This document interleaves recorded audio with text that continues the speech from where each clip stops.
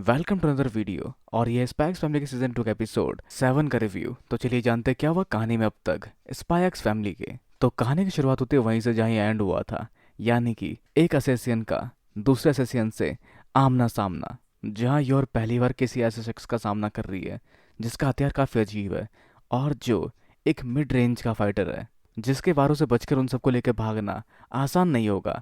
तो उसको सामना करना पड़ेगा इसका, पर उसको हराना भी इतना आसान नहीं होता क्योंकि वो शख्स अपने हथियार के साथ काफ़ी ज़्यादा वेल ट्रेंड होता है। जहाँ उन दोनों से मचे शोर शराबे से बहुत सारे लोग और वहाँ इकट्ठा हो जाते हैं और उन लोगों के बीच में योर देखती है आन्या को, जहाँ आन्या योर का दिमाग ही पढ़ सकती है, जो कहती है वाह कमाल कर दिया सर्कस लेडी ने। और फिर सब इसको एक परफॉर्मेंस समझने लग जाते हैं, जहाँ योर को भी लगता है कि आन्या को कुछ नहीं पता, पर आन्या सब जानती है। और इन दोनों की लड़ाई जारी रहती है, जहाँ योर थोड़ी सी थकी या हारी सी फील कर रही होती है अंदर से, जिसको हौसला देती है आन्या।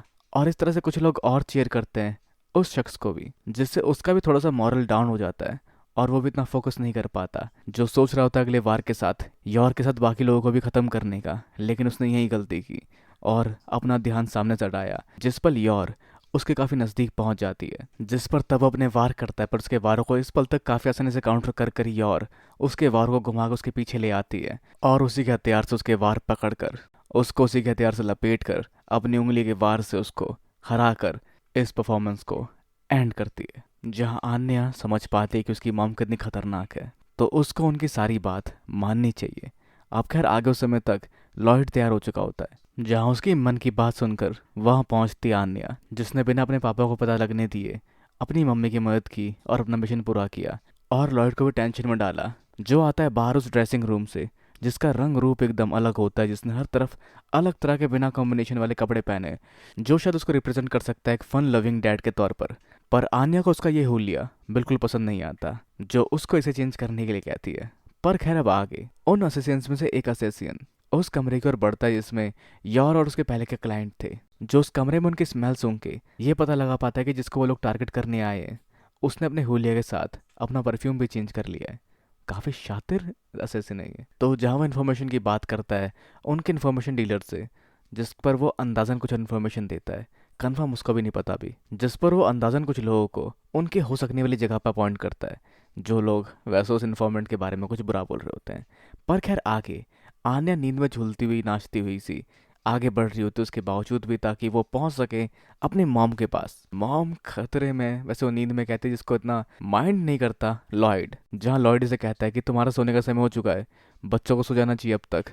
पर वो हार नहीं मानना चाहती और नींद में झूलती हुई सी टकराती है एक सजावट वाले टेबल की ओर और वहीं टिक कर सो जाती है और उसे गोदी में लेकर जाता है लॉयड सुलाने के लिए। ये सोचती हो कि योर उनसे मिलने नहीं आई तो पक्का वो काफ़ी बिजी होगी, जहाँ सच में योर काफ़ी बिजी होती है, जो शिफ्ट करता है नए कमरे की ओर, जिसके अंदर किसी और के आने जाने की आहट नहीं होती। और वैसे इनके साथ बनकर आया नकली पति यहाँ पर हुए उसके डरावने एक्सपीरियंस को एक्सप्लेन करता है, जो काफ़ी खतरनाक थे, काफ़ी अजीबोगरीब लोग आ चुके हैं यहाँ पर और उसे घर जाना है, पर जिसको शैटी डरपोक कहती है। और वैसे अगर वो उनके साथ ना आया होता तो वो सेफ रहता, क्योंकि वो तो सिर्फ इनके पीछे है। तो उसने अपनी जान खतरे में क्यों डाल रखी है, जहाँ वो कुछ तो कहना चाहता है पर कह नहीं पाता। और आखिर में कहता है मुझे अंडर एस्टिमेट मत करना, और मैं नहीं भूल सकता कि बॉस ने मेरे लिए क्या किया था जंग के बाद, जब खाने के लिए कुछ नहीं था और खाने की चीज़ें काफ़ी महंगी थी। तब उसको किसी ने एक ब्रेड का टुकड़ा दिया था, जो ब्रेड का टुकड़ा वो आज भी नहीं भूला।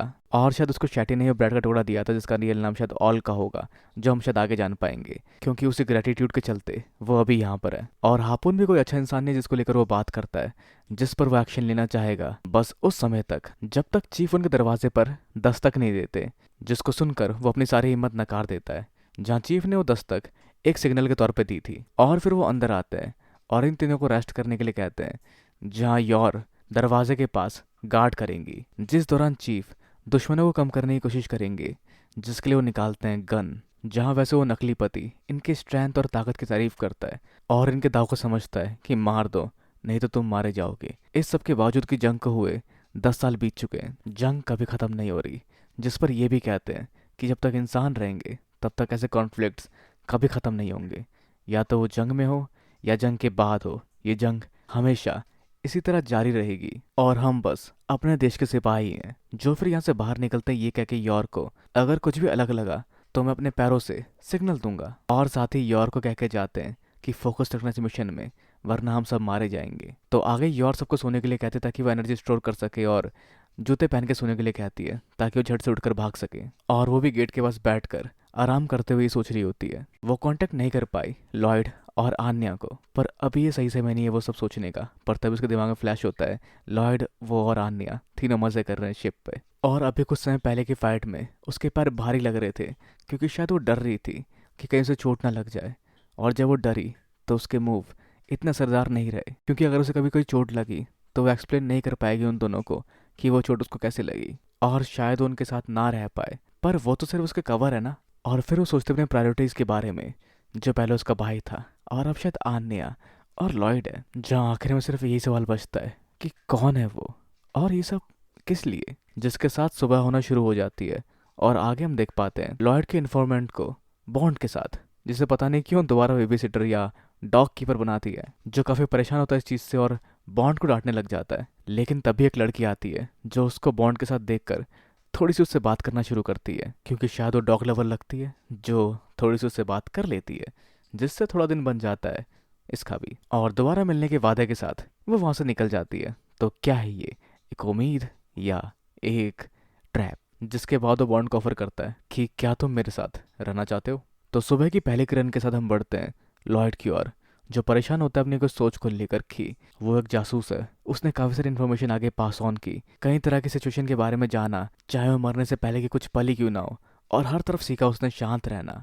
और वो वैसा ही रहा, पर सिर्फ उस समय तक जब तक उसने आन्या की वो शक्ल नहीं देखी जहाँ वो पहली बार डगमगाया अपनी फीलिंग्स को लेकर। पर फिर वो खुद को समझाता है कि इंसान डरता है अननोन से, किसी अनजान चीज़ से जिसके बारे में उसको इन्फॉर्मेशन नहीं होती, जैसे पड़ोसी देश या पड़ोस का कोई बंदा जिसके बारे में वो नहीं जानता, और उसको लेकर वो रिस्क नहीं ले सकता, जिसको लोग मोस्टली अपने आप को अच्छा फील कराने के लिए इग्नोर करते हैं या ध्यान नहीं देते, जो इस तरह के सवालों से बचते हैं। पर अननोन से डरने की ज़रूरत नहीं है, और मैं कमाल का स्पाई हूँ जो अननोन को भाप कर उसकी पड़ताल करता है। जैसे हमारे साइंटिस्ट जो अंधेरे में रोशनी ढूंढकर कई सारे वायरसेस के वैक्सीन बनाए और कई तरह की कमाल की चीज़ें बनाई, और आज इस नए दिन के साथ वो भी अपने अननोन के फियर को ख़त्म कर इसको सॉल्व करेगा। वैसे आगे चीफ अपने दो नकली कोलिग्स को कहते हैं आज कोई काम नहीं है।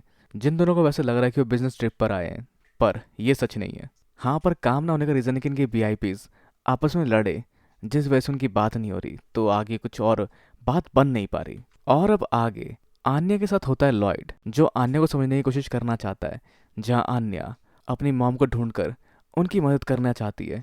पर पहले उसे चकमा देना पड़ेगा अपने पापा को, जिसके लिए वो उसको लेके जाते हैं गोल्फ खेलने वाली जगह पर, जहाँ लॉयड हर एक शॉट को परफेक्टली खेलता है और आगे खेलने का मौका देता है आन्या को, जो एक बार भी सही से गोल नहीं कर पाती और लंच के टाइम तक भी लगी रहती है ताकि वो एक बार तो गोल कर पाए, जिससे वो चिढ़ जाती है काफ़ी ज़्यादा, और वो गिर जाती है उल्टा अपने पापा के ट्रैप में, जहाँ उसका समय बर्बाद हुआ और वो अपने प्लान को एग्जीक्यूट नहीं कर पाई। आगे उनको बुक पढ़ने ले जाते हैं, जहाँ लॉयड ने सारी बुक पढ़ रखी होती है, और उसे लगता है कि लॉयड बिजी रहेगा, पर वो खुद मांगा पढ़ना शुरू कर देती है और बिजी हो जाती है। आगे उसको पजल में बिजी करना चाहती है, लेकिन लॉयड इस पजल को 2 मिनट में सॉल्व कर सकता है। आगे करती है वो स्केटिंग, फिर मैजिक शो, और इस मजे में भूल जाती है मॉम को ढूंढना, जिसके बाद डिनर करते हुए वो दोबारा उस तरह का सड़ा हुआ चेहरा बना लेती है, जिस पर लॉयड सोचता है मैंने क्या गलती कर दी, क्या हुआ उसको, क्या वो मेरे साथ नहीं रहना चाहती, ऐसे तो फौजर फैमिली खत्म हो जाएगी।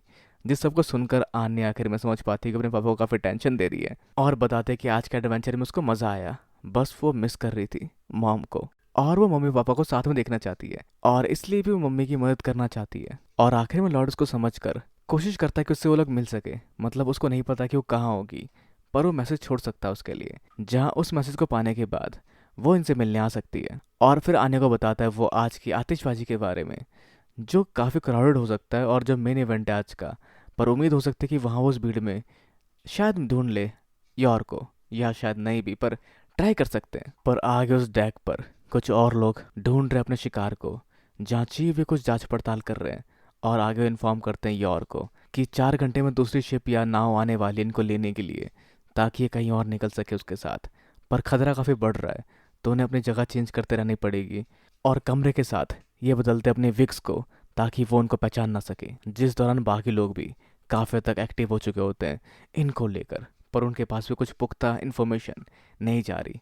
तो यॉर और बाकी लोग अपना लुक बदलकर उस कमरे को छोड़कर बढ़ते हैं आगे। तो क्या होगा आगे और कैसे एडवेंचर हमें देखने को मिलेंगे, जानने के लिए देखते हैं इसके प्रीव्यू को। तो प्रीव्यू के हिसाब से आतिशबाजी में जान की बाजी लगाए यॉर करेगी इन असैसिन्स का सामना, और साथ ही चीफ भी मचाएंगे काफी हद तक धमाल, पर किसी तलवार वाले के आगे शायद ही और हार जाएगी। और ये मौका होगा शायद लॉयड का यहाँ चमकने का, या क्या होगा आगे। सब कुछ काफ़ी हद तक एडवेंचरस लग रहा है, क्योंकि अगर यॉर किसी से हार रही है तो सामने में कोई गार्डन वाला बंदा ही होगा, या फिर वो खुद होंगे वो चीफ जो धोखा देंगे इन्हें एंड मौके पर। तो अब आप क्या सोचते हैं, अपने विचार हमें नीचे कमेंट बॉक्स में बताना बिल्कुल ना भूले। इस वीडियो को लाइक शेयर और सब्सक्राइब करना भी बिल्कुल ना भूले। तब तक के लिए मिलते हैं अगली वीडियो में। Sayonara and have a nice day.